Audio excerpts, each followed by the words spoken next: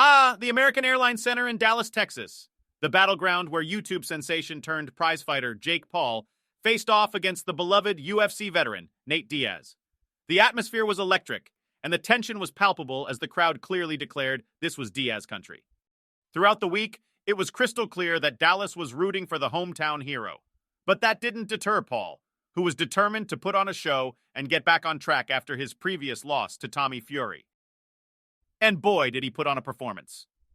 Jake, the problem child Paul, showcased his boxing prowess, outshining Diaz in a fairly lopsided unanimous decision.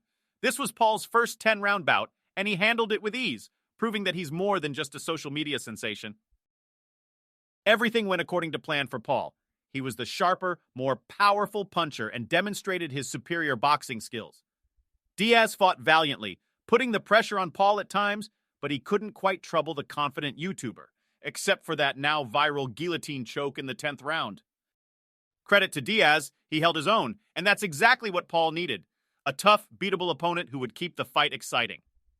The decision victory was just the kind of rebound the problem child needed to restore his status as a rising boxing star. Now, some might have wished for a quick knockout, but where's the fun in that? This 30-minute slugfest was pure entertainment, and it proved Paul's mettle in the ring. No more doubting the legitimacy of his victories. This was a hard-fought battle that fans wanted to see. And let's talk strategy, folks. Paul's decision to face MMA fighters was no coincidence. He's more connected to the MMA world, and the media loves a good rivalry, especially one involving Dana White. So taking on a UFC veteran like Diaz added that extra spice to the mix. Speaking of Diaz, even in defeat, his stock remains high. He was never expected to beat Paul, and yet he showed remarkable resilience, earning the respect of his opponent and fans alike. Rematch in the world of MMA? Now that's an intriguing thought.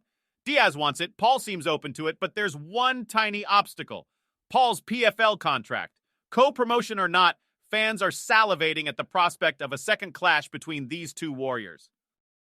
As for Diaz, he's got options, my friends. The UFC might be calling for a massive showdown with Conor McGregor, or he could choose to go toe-to-toe with Paul again under the PFL banner. Either way, he's got his pick of the litter, and he's guaranteed to headline a blockbuster event.